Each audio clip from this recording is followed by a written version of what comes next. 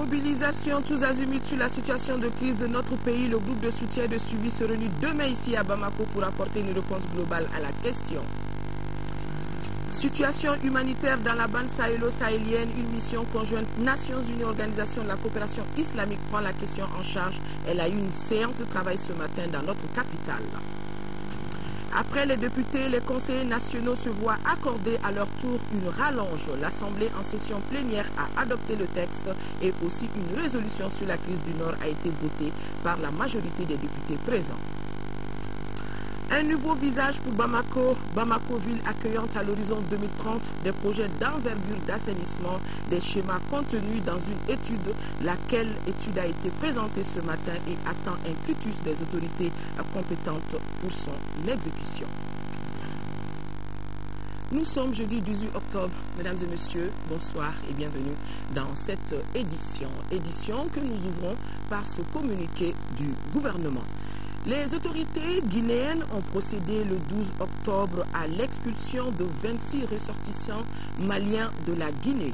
Les autorités maliennes ont été d'autant surprises par cette expulsion que la Guinée et le Mali sont deux pays frères et voisins appartenant tous à la communauté économique des États de l'Afrique de l'Ouest, cités en exemple pour le degré d'avancement pour son processus d'intégration. Ni la représentation diplomatique du Mali à Conakry, pourtant en contact avec les autorités guinéennes, ni les autorités maliennes à Bamako n'ont été au préalable avertis de cette expulsion comme l'exigent les accords qui lient les deux pays. Le gouvernement malien informe que ces 26 ressortissants expulsés, contrairement à certaines allégations, sont des paisibles Maliens établis en République de Guinée depuis plusieurs décennies pour certains d'entre eux. Le gouvernement de la République du Mali, tout en déplorant ce acte qui ne reflète pas la qualité des relations historiques qu'entretiennent le Mali et la Guinée, lance un appel au calme aux ressortissants maliens en Guinée et aux ressortissants guinéens au Mali pour la préservation de leurs liens séculaires de fraternité et d'amitié. Cet autre communiqué à l'occasion de la visite de travail dans notre pays du docteur Goodluck Ebele Jonathan, président de la République fédérale du Nigeria, le protocole de la République convie à l'aéroport international de Bamako-Sénou demain vendredi 19 octobre à 7h50. Les corps constitués ci-après: les membres du gouvernement, les présidents des institutions de la République, le médiateur de la République, le vérificateur général, les chefs de mission diplomatique et organisations internationales, les chefs d'état-major et directeurs des services des armées. L'atterrissage de l'avion de son Excellence Dr Goodluck Ebele Jonathan, président de la République fédérale du Nigeria, est prévu pour 8h20. Le décollage du président nigérian, son retour dans son pays, est prévu pour 17h55 et la convocation du corps constitué est convoquée pour 16h30 heure de Bamako. Je vous le disais dans les titres, à l'initiative de l'Union africaine en collaboration avec la CEDEAO et les Nations Unies, une réunion ministérielle du groupe de soutien et de suivi sur la situation de notre pays se réunira ici à Bamako demain au Centre international de conférence. La rencontre qui réunira l'ensemble des acteurs concernés par la crise permettra d'apporter une solution globale à la crise que traverse notre pays. La rencontre va enregistrer une participation record, une participation de haut niveau des représentants du Conseil de sécurité des Nations Unies, de l'Union européenne et de tous les pays voisins. Voyons les enjeux de cette rencontre avec Sidiki Darbeli. La réunion ministérielle du groupe de soutien et de suivi sur la situation de notre pays qui se tient ce vendredi est une étape importante dans la résolution de la crise malienne. Initiative de l'Union africaine en concertation avec la CEDEAO et l'ONU, la rencontre sera l'occasion de renforcer la coordination entre l'ensemble des acteurs concernés pour apporter une solution globale à la crise malienne.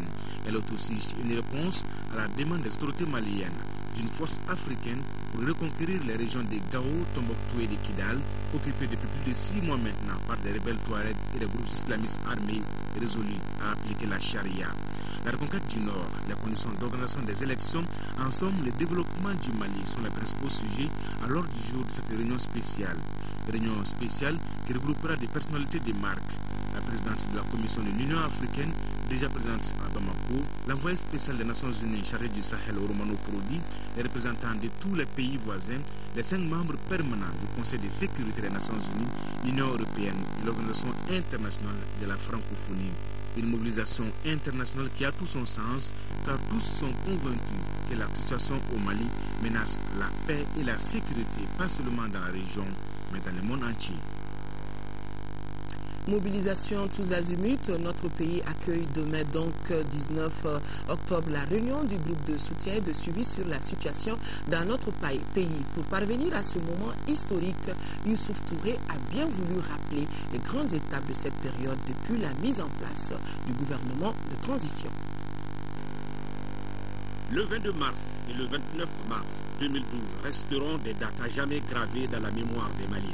Les 2 dates ont vu la démocratie et l'unité du pays basculer gravement. À Bamako, l'armée a pris le pouvoir le 22 mars.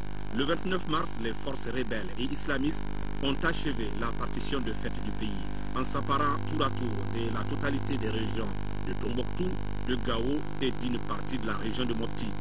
Devant ce fait accompli, les Maliens, toutes tendances, toutes confessions confondues, ont résolument décidé de ne pas croiser les bras. Sur le plan politique, un processus de normalisation a été vite entamé sous l'égide de la CEDEAO présidée par le chef de l'État ivoirien, Alassane Ouattara. L'organisation sous-régionale a désigné le président du Burkina Faso, Blaise Compaoré, dans le rôle de médiateur dans la crise malienne.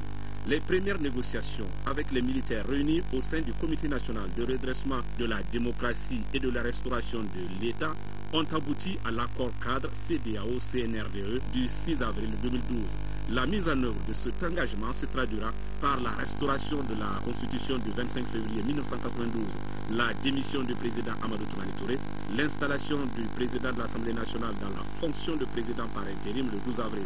5 jours plus tard, un premier ministre de transition a été désigné, suivi de la formation d'un gouvernement le 25 avril. 2 missions fondamentales ont été fixées au gouvernement du Dr Cheikh Modibo Diarra: reconquérir la totalité des régions du Nord, puis organiser des élections crédibles, transparentes sur toute l'étendue du territoire. Depuis cette date, que de chemin parcouru, un parcours loin d'être linéaire et tranquille, entre l'arrêt de la coopération multilatérale et bilatérale et les nombreux atermoiements entre acteurs nationaux, la stratégie à adopter pour sortir le Mali du gouffre a pris beaucoup de temps à se dessiner. Malgré ces difficultés, le dialogue a été maintenu tant à l'interne qu'à l'externe. Les acteurs politiques et les forces vives se sont donné plusieurs fois rendez-vous, notamment à Ouagadougou, du 13 au 15 avril 2012 à la demande du médiateur pour accorder leur violon. Parallèlement, les instances politiques et militaires de la CEDEAO ont tenu plusieurs réunions à Ouagadougou, à Abidjan, à Dakar ou à Abuja sur la situation du Mali et les voies de sortie de crise. Pour asseoir une compréhension partagée de l'imbroglio malien, le Premier ministre a effectué plusieurs voyages tant dans les pays du champ qu'auprès des partenaires traditionnels du Mali. Pour clore définitivement les dissensions entre acteurs nationaux et donner la chance à une sortie de crise rapide, la réunion du groupe de soutien et de suivi de la situation du Mali a recommandé le 7 juillet dernier la mise en place d'un gouvernement d'union nationale. L'exercice de la formation de cette équipe a occupé pendant plusieurs semaines. Le président de la République par intérim, le professeur Dioncounda Traoré, fraîchement revenu à Bamako après une longue période de convalescence à Paris. Après de nombreuses consultations, le deuxième gouvernement Dr Cheikh Modibo Diarra, fort de 33 membres, a été mis en place. Ceci a créé un contexte plus apaisé qui a permis au président de la République d'adresser enfin une requête à la CEDEAO pour un soutien militaire en vue de reconquérir le nord du Mali. La requête acceptée a été ensuite portée devant l'Assemblée générale de l'ONU en septembre dernier par le Premier ministre. Elle a reçu un véritable plaidoyer de la part de l'Union africaine et des puissances occidentales, dont la France. L'occasion était donnée au Premier ministre de convaincre la communauté internationale sur l'urgente nécessité d'une intervention militaire pour libérer le nord du Mali, dont l'occupation et les activités qui s'y mènent constituent de graves dangers pour la paix et la stabilité de l'ensemble du Sahel et au-delà. Aujourd'hui, il est donc heureux de constater que l'ensemble des acteurs de la sous-région, de l'Afrique et du monde partagent la même stratégie pour vaincre le mal qui frappe le Mali et préconisent les mêmes moyens, c'est-à-dire la force armée pour anéantir le fléau du terrorisme. D'où l'importance de cette réunion du groupe de soutien et de suivi sur la situation du Mali qui se tiendra ce 19 octobre à Bamako et qui verra pour la première fois depuis 9 mois un chef d'État de la sous-région fouler le sol malien. Bienvenue, Godlock et Bélé Jonathan. Youssouf Touré, et on le disait, demain Bamako accueille la réunion du groupe de soutien et de suivi sur la situation de notre pays. À cet effet, la presse nationale et internationale est conviée. La rencontre aura donc lieu à partir de 10h au Centre international de conférence de Bamako selon le programme ci-après. 10h, cérémonie d'ouverture, 18h, cérémonie de clôture, 18h30, où il y aura lieu une conférence de presse. Les journalistes sont tout simplement priés de se munir de leur carte de presse. La Chine réitère son soutien à notre pays afin qu'il retrouve très rapidement son intégrité territoriale. L'annonce de l'envoyé spécial du gouvernement chinois chargé des affaires africaines, l'envoyé spécial participera demain à la réunion de soutien et de suivi sur la situation au Mali. Il a eu ce matin une séance de travail avec le ministre des Affaires étrangères et de la coopération internationale avant d'être reçu en audience par le Premier ministre et le président de la République. Le point avec Ibrahima Traoré. La République populaire de Chine entend jouer toute sa partition pour aider le Mali à retrouver rapidement son intégrité territoriale. Un message de l'envoyé spécial du gouvernement chinois chargé des affaires africaines. Son entrevue avec le président de la République par intérim a essentiellement porté sur l'évolution de la crise que traverse le Mali. On a une grande estime au président Traoré parce qu'il est un vieil ami du peuple chinois et il a beaucoup contribué au développement de l'amitié traditionnelle entre nos deux pays. Donc la souveraineté nationale, l'intégrité territoriale, le bien-être du peuple malien et la solidité et la stabilité des institutions républicaines du Mali doivent être respectées et assurées. L'émissaire de la Chine a été reçu également par le Premier ministre. Cheikh Modibo Diarra a tenu à saluer le soutien multiforme qu'envisage la Chine pour accompagner le Mali en ce moment difficile de son histoire. Auparavant, la délégation chinoise a eu une séance de travail avec le ministre des Affaires étrangères et de la coopération internationale. Les deux parties ont surtout échangé sur la coopération bilatérale entre le Mali et la Chine. Juste après, le chef de la diplomatie malienne a reçu la directrice Afrique au département d'État américain. Eunice Redick dit apporter aussi le soutien des États-Unis au Mali pour qu'il retrouve urgemment la stabilité et toute sa souveraineté nationale. Autre titre phare de ce journal, une mission conjointe Nations Unies, Organisation de la coopération islamique, séjourne depuis hier dans notre pays. La mission a eu une séance de travail avec les membres du gouvernement. Les échanges ont porté sur la situation humanitaire dans la bande sahélo-saharienne en général et au Mali en particulier. Les deux parties se disent préoccupées par la situation caractérisée par la crise sécuritaire. La mission conjointe entend prendre des dispositions nécessaires pour aider le Mali. Mohamed Diarra. L'une des conséquences de la crise sécuritaire au Mali est qu'elle a engendré une situation humanitaire préoccupante qui concerne toute la bande sahélo-saharienne. Plus de 18 millions de Sahéliens sont menacés de famine. Des chiffres révélés par le ministre des Affaires étrangères et de la coopération internationale. C'est pourquoi cette rencontre de haut niveau entre la mission conjointe ONU et Organisation de la coopération islamique et les membres du gouvernement est qualifiée de signe annonciateur d'espoir. La présente séance de travail permettra, j'en suis sûr, à nos deux délégations de procéder à un examen exhaustif de la situation humanitaire. Le Mali, pour sa part, fonde un réel espoir sur votre participation au règlement de la crise que traverse notre pays, notamment par la prise en charge du volet humanitaire. Les autres membres du gouvernement présents à cette rencontre ont fait des exposés sur leur secteur. Selon les statistiques fournies par le ministre de l'Action humanitaire, on enregistre au Mali plus de 300 000 déplacés à l'intérieur et à l'extérieur du pays, parmi lesquels plus de 50% sont des femmes et des enfants. Deux couches fragiles, dit le ministre de la Famille. Les ministres de la Santé et de l'Éducation ont déploré la destruction des infrastructures scolaires et socio-sanitaires. Le représentant du ministre de l'Agriculture a donné l'alerte sur les menaces africaines qui affectent la campagne en cours. Des thèmes dont la pertinence n'échappe pas aux partenaires. C'est une visite exploratoire pour venir soutenir le Mali, voir les domaines dans lesquels les Nations Unies, l'OCI et la Oumma islamique peuvent conjointement venir soutenir le Mali, parce qu'on comprend qu'il y a beaucoup de problèmes dans le Sahel et surtout au Mali. Malgré cette épreuve difficile que traverse le Mali, l'espoir est permis. Bien sûr, c'est parce que nous avons espoir pour reconstruire le Mali, nous avons l'espoir pour soulager les souffrances que tout le monde s'est mobilisé, plusieurs membres du gouvernement, les États membres de l'OCI, le management de l'OCI et aussi les Nations Unies. Cette rencontre témoigne de l'attachement que la Oumma islamique et la communauté internationale accordent à la crise malienne. Et c'est la preuve que toutes les résolutions qui ont été prises aux Nations Unies, à l'OCI, toutes les positions de principe de la CEDEAO aujourd'hui convergent en un seul point. Il s'agit de rétablir le Mali. La délégation s'est ensuite rendue au ministère de l'Énergie et de l'Eau. Elle a été reçue par le chef du département au nom du Premier ministre. De ces rencontres, on retiendra que les différentes parties s'accordent sur la nécessité de conjuguer leurs efforts afin de trouver une solution à l'insécurité alimentaire qui menace la bande sahélo-saharienne.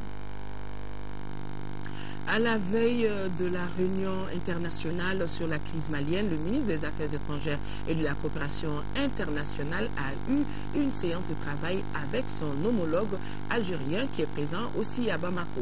Lors de cette entrevue, Mourad Medelsi a déclaré que la communauté internationale doit apporter une contribution déterminante dans la solution à la lutte surtout contre le terrorisme. Il est au micro de Adama Djimde. Alors, nous devons la traiter dans la solidarité, au plan bilatéral, au plan des pays du champ. Nous devons également la traiter en tenant compte de ce que peuvent apporter comme contribution positive les pays qui nous entourent, les pays de la CEDEAO. Et nous sommes maintenant devant la nécessité d'en appeler également à la communauté internationale, parce que nous sommes tous convaincus que la lutte contre le terrorisme, c'est la lutte contre un phénomène qui interpelle la communauté internationale, et celle-là doit apporter une contribution, je l'espère, déterminante dans la solution, à la lutte contre le terrorisme, le crime organisé. Excellence, de façon pratique, quelle sera la contribution de l'Algérie? L'Algérie est en train de développer une action dans 3 directions qui sont complémentaires. Il y a une action humanitaire, il y a une action politique, et il y a une action qui est celle du partage de la lutte contre le terrorisme. Et ces 3 actions doivent être prises en charge, elles le sont déjà, mais avec une nécessité avérée aujourd'hui de rendre ces actions-là plus cohérentes, mais nous ne pouvons pas les rendre plus cohérentes en dehors d'une volonté exprimée par les pays qui sont directement concernés, et dans le cas d'espèce par le Mali.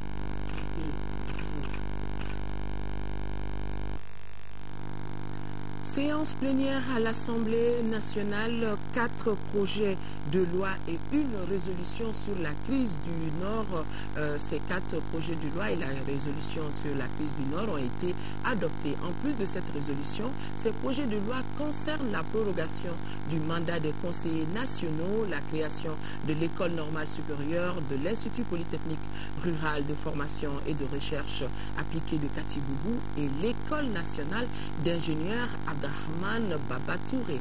Tous ces projets de loi ont été adoptés majoritairement par les députés présents à l'hémicycle. Compte rendu de Mahamadou Doumbia. Pour cette séance plénière de l'Assemblée nationale, 6 projets de loi étaient à l'ordre du jour. Mais c'est par la lecture d'une résolution sur la crise institutionnelle et sécuritaire au Mali qu'a débuté cette session. Les messages à travers cette résolution sont un peu plus clairs. L'Assemblée nationale du Mali, après en avoir délibéré, réaffirme son attachement total à l'intégrité et l'indivisibilité du territoire du Mali, au caractère laïque de la République et à la souveraineté nationale appartenant au peuple et à lui seul.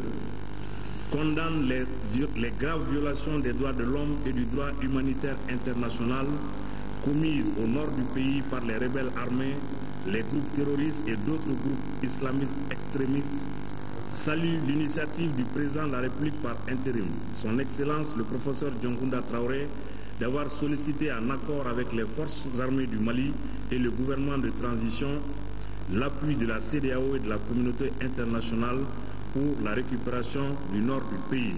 Exhorte l'ensemble de la classe politique et toutes les forces vives de la nation à se mobiliser et soutenir les forces armées, les autorités de transition et accompagner les efforts de la communauté internationale en vue de la réalisation des objectifs essentiels de la transition, à savoir la libération des régions nord du Mali et l'organisation d'élections libres, crédibles et apaisées dans les meilleurs délais. Après amendement et discussion, cette résolution a été adoptée à l'unanimité par 116 voix pour, 0 contre, 0 abstention et 0 non-votants. En deuxième lieu, le projet de loi portant prorogation du mandat des conseillers nationaux a été discuté et pour cause, vu les événements du 22 mars 2012, le processus de renouvellement du mandat des conseillers nationaux a expiré depuis avril 2012. Le Haut Conseil ne peut donc mener aucune activité. Il apparaît donc nécessaire de protéger le mandat des conseillers nationaux. Ce projet de loi a été amendé et adopté par 113 voix pour, 0 contre, 0 abstention et 0 non-votant. Dans le cadre de l'éducation, le projet de loi portant création de l'école normale supérieure, celui relatif à la création de l'Institut polytechnique rural de formation et de recherche appliquée de Kakibougou et celui concernant la création de l'école nationale d'ingénieurs Abdraman Babatouré ont été discutés, amendés pour crédibiliser notre enseignement supérieur. En troisième lieu, ces trois projets de loi ont été discutés, amendés et adoptés par 117 voix pour, 0 contre, 0 abstention et 28 non-votants. Nous sommes à l'Assemblée, restons-y pour vous dire que le président de l'Assemblée nationale a reçu une délégation du FDR conduite par son premier vice-président Iba Ndiaye. Cette audience fait suite à la marche organisée par le FDR dans le cadre de la libération totale du nord du pays. Et selon Iba Ndiaye, le président de l'Assemblée nationale a été d'une oreille plus qu'attentive à leur requête. Iba Ndiaye, à sa sortie d'audience, est au micro de Nyanya Aliou Traoré. Il s'agissait de remercier le président de l'Assemblée nationale pour la forte participation des députés à l'initiative que nous avons prise. Et cela est un devoir pour nous. Et ça a été l'occasion pour nous d'échanger avec le président de l'Assemblée.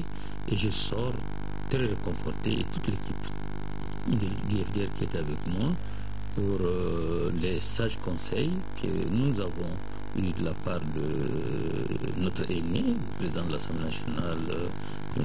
Touré, et je pense que nous partageons les mêmes points de vue.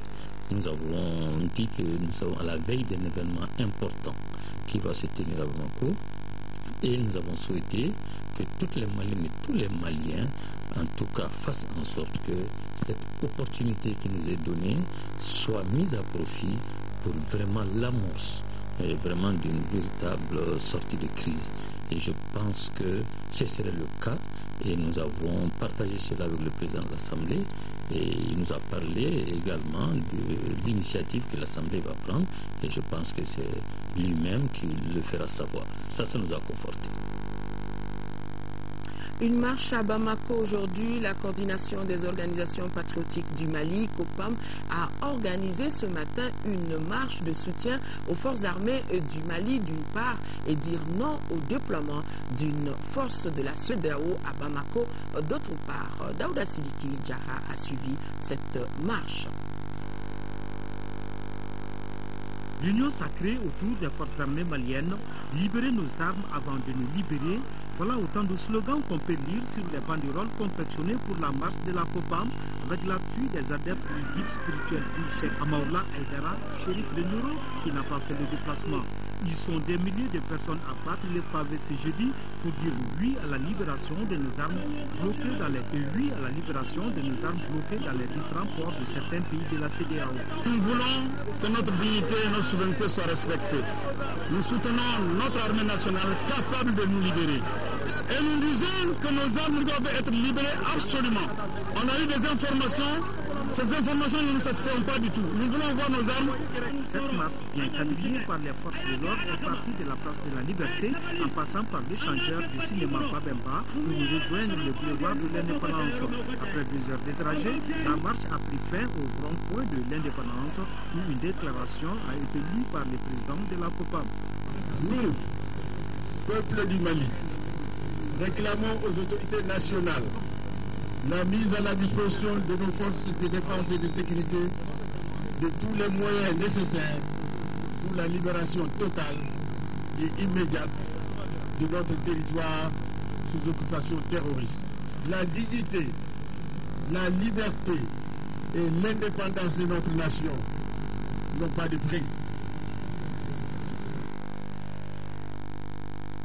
Une réunion de restitution et de validation du rapport de synthèse sur la situation des déplacés de Direy à Bamako regroupe depuis ce matin les membres de la commission de gestion de la crise, les partenaires techniques, les élus, le Haut Conseil islamique et les représentants bien entendu du Coran. Objectif échanger sur le document en vue d'avoir des propositions concrètes d'amélioration des conditions de vie de ces déplacés de Direy à Bamako. Agibou Koulibaly. Il s'agissait à travers cette rencontre de disséminer et de partager avec les différents acteurs les résultats du rapport de synthèse des déplacés de Direy à Bamako, une enquête réalisée par la commission de gestion de crise des ressortissants de cette localité. La commission de gestion de crise de Direy a pensé que l'une des actions prioritaires en matière d'appui et de solidarité envers les populations déplacées est avant tout le recensement précis de celles-ci et l'identification de leurs besoins. Ce rapport de 13 pages se présente comme suit. 86 chefs de ménage recensés, 707 personnes identifiées. La taille moyenne d'une famille est environ 8 personnes. Les communes de résidence actuelles des déplacés sont les 6 communes de Bamako, les communes de Kati, Kalabankoro, Baguineda et Moribabougou. Le Coran est en train de se délasser pour pouvoir sortir un tel outil. Et voilà qu'un cercle nous donne la piste. Et c'est une piste qu'on va essayer d'explorer. C'est une piste qui pourra nous sortir de l'ornière de toutes les difficultés que nous connaissons, surtout quand on doit gérer l'humanitaire qui n'est pas de notre domaine. Au sortir de cette rencontre, les résultats du rapport seront améliorés puis diffusés à toutes les organisations agissant dans l'humanitaire afin d'imprimer la transparence et l'efficacité des actions de solidarité en faveur des déplacés du cercle de Direy. L'étude de stratégie urbaine a été présentée ce matin à la mairie du district de Bamako. Dans ce programme dénommé Bamako Horizon 2030 figurent des projets d'envergure pour l'assainissement de la ville de Bamako et de fluidité de la circulation à l'intérieur de la ville. Cette étude effectuée par un groupe d'experts devra être validée par les maires, les représentants des départements ministériels et les chefs de quartier. Sira Bachili a suivi cette séance de présentation. Voici son compte rendu. Bamako à l'horizon 2030, une ville assainie avec de grands contournements ferroviaires et routiers et un équipement aéroportuaire de pointe.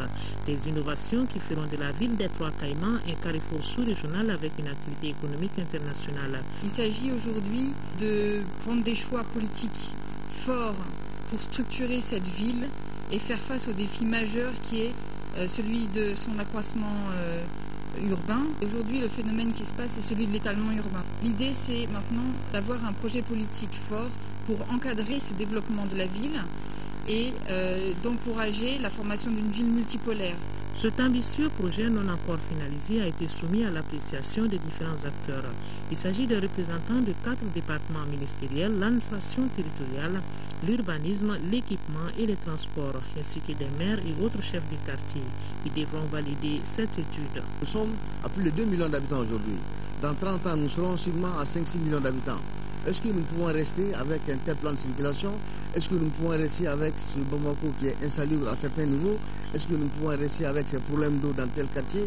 Est-ce que nous pouvons rester avec tous ces quartiers qui ont besoin d'équipements urbains, d'équipements encore plus modernes quant à la continuité de la ville de Bamako?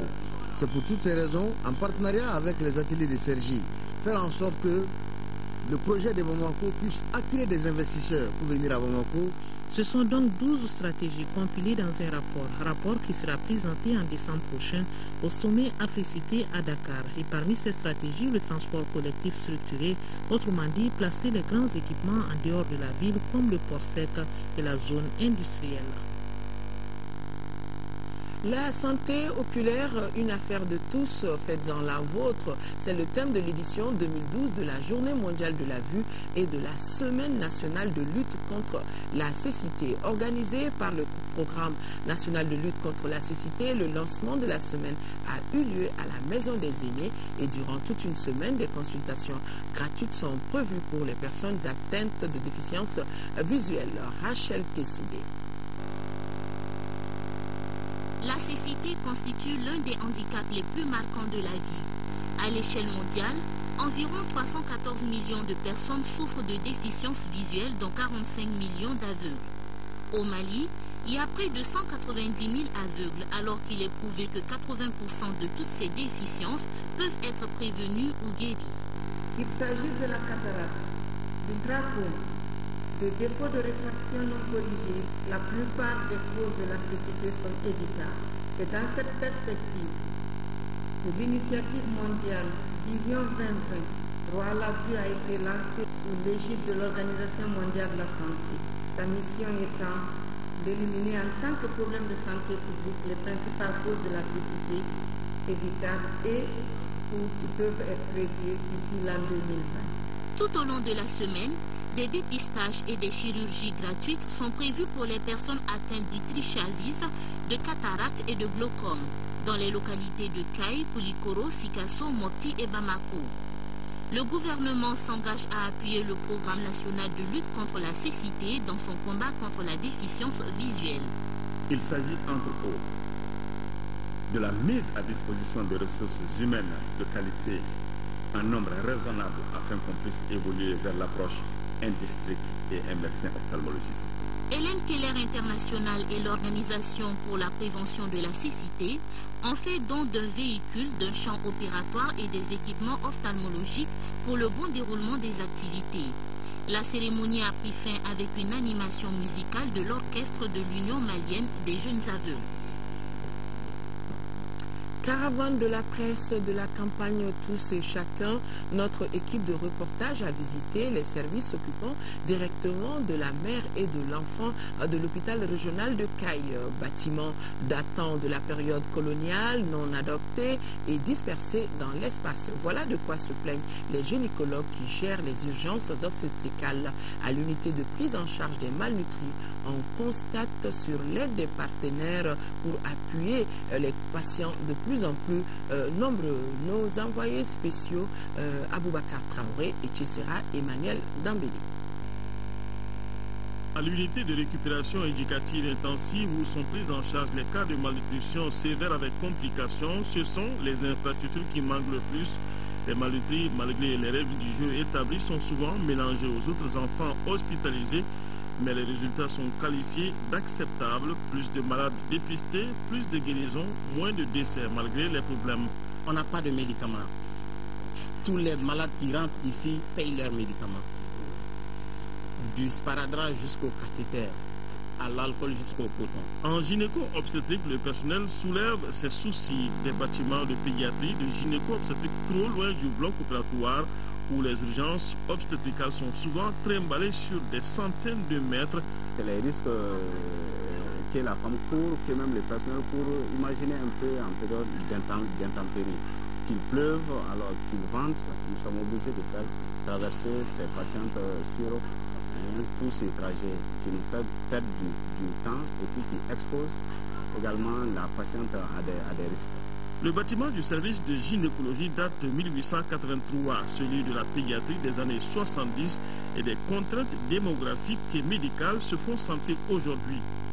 Il faut reconnaître aujourd'hui que ces deux infrastructures ne répondent plus aux normes, aux conditions permettant de fournir des prestations exigées aujourd'hui en matière médicale au niveau de ces deux volets, à savoir la gynéco-obstétrique et la pédiatrie. Pour y faire face, l'hôpital a monté un projet pour le mère-enfant mettant ensemble la pédiatrie, la gynécologie obstétrique et le bloc opératoire. Un projet d'un peu plus de 709 millions de francs CFA qui n'a pas toujours trouvé de financement malgré les plaidoyers. Ici à Bamako, les exploitants agricoles de la société coopérative de Bamako ont reçu une délégation de Sasakawa Global 2000. Conduite par la directrice générale, la délégation est allée visiter les parcelles de maïs, de sorgho et d'arachide de 2 agriculteurs de la commune rurale de Bankoumana.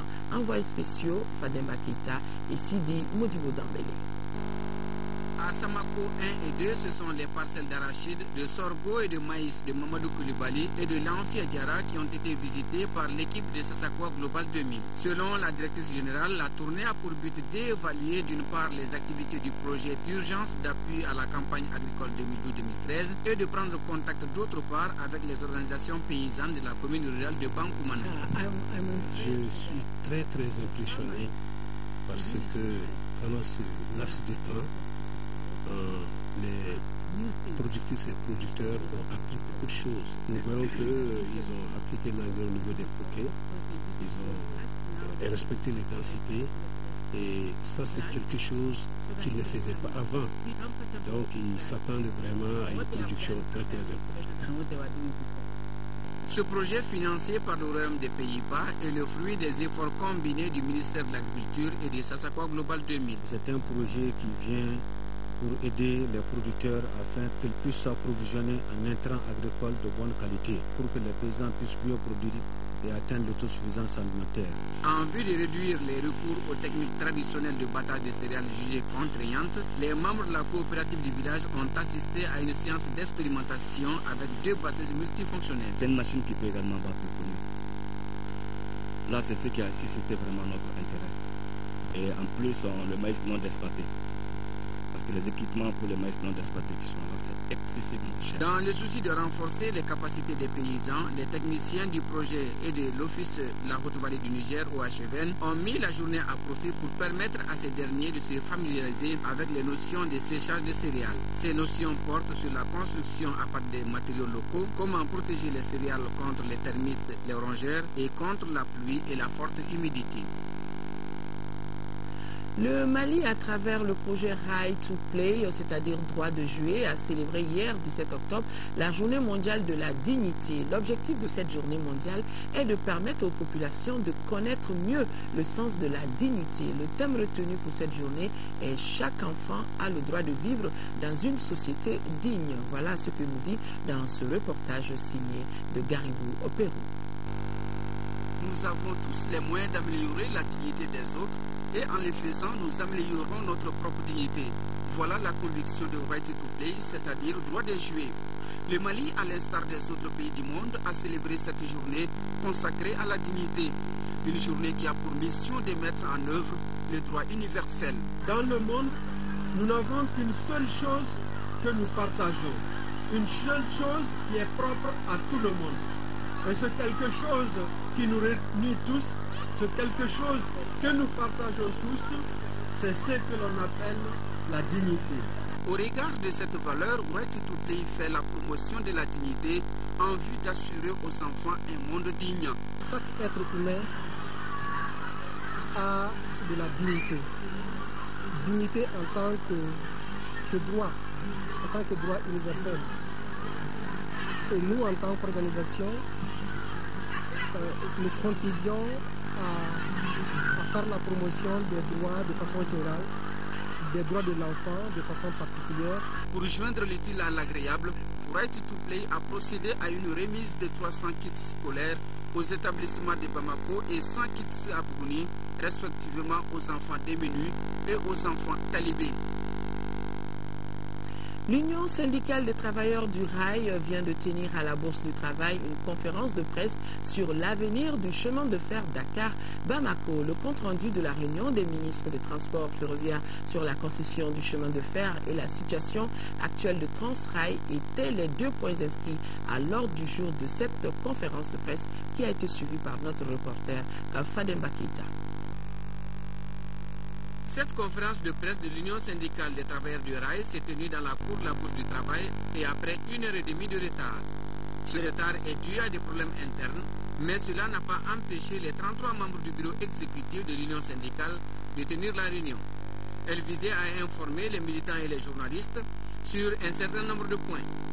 La création de 2 sociétés de patrimoine et une société d'exploitation privée, mesure prise lors de la réunion des ministres maliens et sénégalais en charge des transports ferroviaires sur la concession du chemin de fer. Quand on a vu les dossiers, il y a des inquiétudes autour de ça. Inquiétude qui se situe d'abord au niveau de la création de 2 sociétés de patrimoine, vraiment qui nous met dans un doute. On vit dans un flou artistique actuellement parce que la base de la création de la société concédée, c'est une seule société au Mali et au Sénégal, dont le siège est à Bamako ici. Maintenant, concédé pendant 25 ans, on dit qu'il faut créer 2 sociétés de patrimoine. C'est contraire même à ce qui avait été arrêté à Dakar le 12 mai 2010 concernant la révision institutionnelle. Les travailleurs de Transrail, au nombre de 643, se disent satisfaits des résultats encourageants enregistrés notamment dans le domaine de la réhabilitation des engins, de l'ouverture de nouvelles gares, du paiement de leurs arriérés de l'INPS et des prestations de services. Cependant, ils invitent les autorités maliennes à plus d'écoute et de vigilance dans la gestion de Transrail. Avant de refermer ce journal, la nation malienne est en deuil. Le colonel Assimi Souleymane Dambélé a été arraché à notre affection à l'âge de 77 ans. C'est un témoin privilégié des grands événements de notre pays. Grand officier de l'ordre national du Mali, le colonel à la retraite Assimi Souleymane Dambélé a eu un parcours très brillant dans l'armée malienne. Il a été inhumé cet après-midi au cimetière de Sotuba.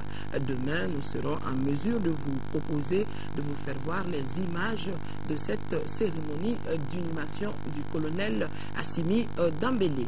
Un hivernage très pluvieux de bonnes récoltes en perspective. C'est la physionomie que présente la campagne agricole 2012. Yaya Konaté reçoit ce soir le directeur national de l'agriculture pour faire le point. C'est dans l'interview de la semaine, un entretien à suivre après ce journal.